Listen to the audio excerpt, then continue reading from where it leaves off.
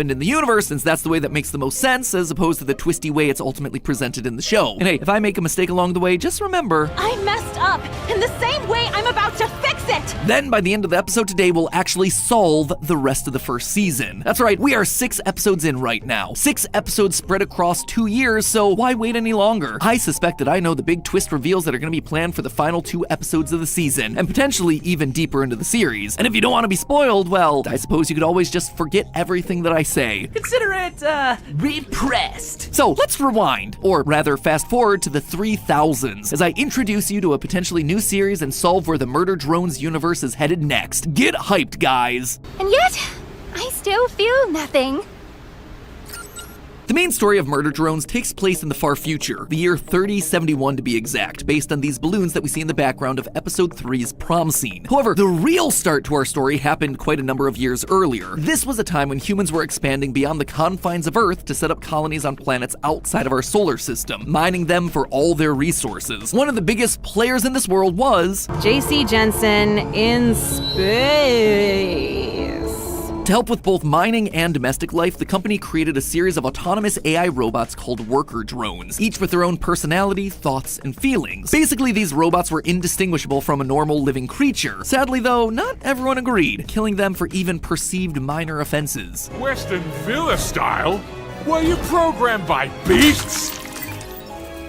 Pause it right there. Putting aside the obvious issues around techno-ethics here, that type of behavior right there is a big no-no in the world of Murder Drones. You see, all worker drones came packaged with an established, proper set of step-by-step instructions for decommissioning old robots, and they're delivered to us on old VHS tapes. Truly a film theorist classic. Why should you bother following those instructions? Well, Completely disassembled drones may occasionally reboot from software death alone. More than undead federal fine handlers screw up the scenario.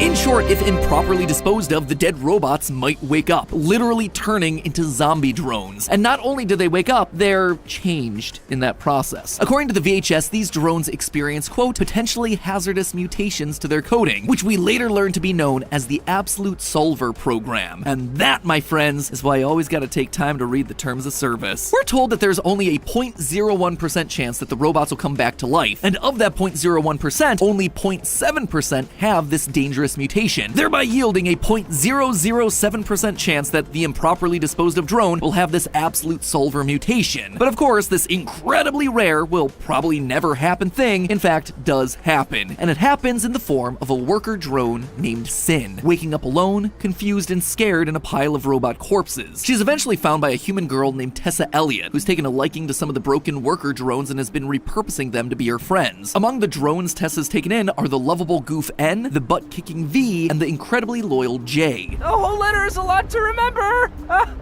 But clearly Sin is different. The Absolute Solver program that activated inside of her changed her. She speaks in a more robotic Microsoft Sam-esque voice, literally stating her emotions as they happen, and it generally seems that she's on the fritz, acting like a puppet on strings. Sheepish nod, giggle. I am so naughty. However, Tessa has a very different view on the drones than her parents who, it would seem, work as higher-ups at the J.C. Jensen Corporation. While that's never directly stated in the show, we can infer it from what's said during this moment when Tessa gets locked up by her folks. Sorry, boss.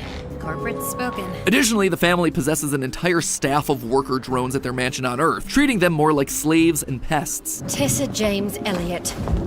We will not entertain your dumpster pits. Yes, Mother. Sin, infected by the hazardous mutation that is the Absolute Solver program, sees this and does not like it, eventually deciding that it would be much better if these humans just weren't around anymore. And so when the Elliots throw a big dinner party at their mansion, Sin executes her plan, transforming into some eldritch abomination and killing everyone at the party except for Tessa, the only human who decided to treat this robot with respect. And Sin didn't just stop at the party, she killed everyone on the planet by collapsing the core of Earth. We know it mutates in damaged AI. It took Sin as a host, then It took everything. And if you thought killing off a planet's worth of creatures would be enough, think again. Remember, at this point in history, humans have expanded far beyond just one planet, meaning Sin needed to find ways of infiltrating these exoplanets if she truly wanted to wipe humanity from existence. Thankfully for her, humans, ever the curious bunch, did most of the heavy lifting for her. After seeing what happened to Earth, the humans brought Sin's programming into their various systems to study it, and that was a big mistake. The Absolute Solver program does the exact same thing again on Copper 9, one of these human-colonized exoplanets and our main setting for the series. And again, all human life gets extinguished. The newly liberated worker drones now have no more commands that they need to follow. They are free to live their lives as they wish. And yet, this worker bot peace doesn't last for very long. At some point in history, a new breed of drones, the disassembly drones, or murder drones, arrive on the scene with a directive to eliminate all the workers. This forces the everyday bots to live behind a series of 3 protective walls, Attack on Titan style. And though the worker and murder drones are told that this comes straight from the J.C. Jensen Corporation, we learn in episode 6 that that actually isn't the case. Instead, the murder drone massacres that are happening across various planets are being orchestrated by Sin for unknown reasons. Sin disappeared on Earth. Boss ran away. We mutually disengaged.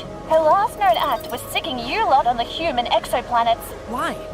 That's what we're trying to figure out, bozo. But that's weird, right? Sin initially retaliated against humans because of their callous mistreatment of the worker drones, but now she's sending murder bots out to massacre the very bots that she initially worked to free? Why? Well, I suspect it's for recruitment. I suspect it's a numbers game. If the odds of the Absolute Solver mutation activating in a dead drone is 7 in 100,000, they're gonna need to pile up a whole lot of dead drones in order to get a couple of Absolute Solvers out of the group. Sin wants to kill more and more worker drones, not because she's cruel, but because she wants to build her army. What's more, the Absolute Solver mutation seems to get handed down between generations of robot families, which yes, is a real thing in this universe. So Sin may just be looking to speed up natural selection of this super trait by weeding out all the worker drones who don't possess it. This would basically be the concept of robotic eugenics. Get ready to clip this next section out for your MatPat out of context compilations, my friends, but you can't talk about murder drones without talking about World War II. During World War II, the Nazis firmly believed in eugenics, eliminating quote-unquote undesirable genetic elements from the German population so that the ideal Aryan human could dominate. In order to create a race of genetically pure, physically fit human beings, they used tactics like forced sterilization and selective breeding to ensure the quote-unquote positive genes were the more prevalent and circulated throughout the gene pool. By eliminating all the normal worker drones, it enables the Absolute Solver code to dominate and procreate, for lack of a better term. Beyond that, though, Sin's motives remain unclear. Is it to build up enough of an army to fight against the last strongholds of humanity? Is it because she's lonely and she wants more like her? Is it because Absolute Solver has actually been in control of her this entire time? Currently it's unclear, and we're just gonna need more time to see what happens. Anyway, it's finally time that we cut to the actual events of the show. Yeah, it is here, finally, where we cut back to the story of our characters as depicted in episode 1. Uzi, our main protagonist, is one of the drones unknowingly affected with the Absolute Solver, having inherited it from her mother, Nori. Sadly, Nori was killed by the murder drones soon after Uzi's birth, and now a teenager, Uzi is full of rebellious teen spirit, annoyed that the workers have hidden away from the murder drones rather than fighting them head on. So armed with a homemade railgun, she ventures out of the safety of the doors and meets N, V, and J, Tessa's drone army that she rescued so many years ago. And now, the murder drone squad tasked with slaughtering the workers of Copper 9. Except, there's one problem with this. By the end of the episode, Uzi's Absolute Solver has activated. Just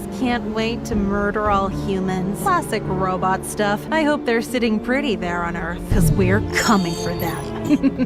As we're getting this cliffhanger ending, blink and you'll miss an important line of code flashing on Uzi's eye visor. It says Absolute Solver string equals false before quickly switching over to true. Yep, our main protagonist now has herself a penchant for human genocide, which again feels weird since Uzi didn't die here. How could the Absolute Solver program have activated inside of her if she needs to have been a zombie bot for it to have activated? Well, remember the code for these drones functions a lot like DNA, meaning that their programming can be handed down between generations. It seems that Nori, the mother of Uzi, passed it down to her daughter in the same way that human parents pass down hair color or some other disease or trait. And when passed down this way, Absolute Solver doesn't require death to activate. So Uzi teams up with the disassembly drones to solve the mystery of what's actually going on. Looking for clues around Copper 9 eventually leads the gang to a place called Cabin Fever Labs, an old J.C. Jensen facility. This place is filled with a lot of interesting details. For one, the show makes it canon that despite killing all humans on Earth, the doggos are in fact alive, safe, and immortal. See, sometimes a plot hole can be a great thing. Also at this place, we get ourselves a tiny hint about a new character. As Uzi's exploring the Cabin Fever labs, she picks up some paperwork that talks about decommissioning a particular worker drone named S010011X01. We don't get an official name for the drone, but based on the way that this series turns serial numbers and names, the fans have dubbed this character S. You could argue that this is just a random sheet of paper, but I don't think so. This clue about an S drone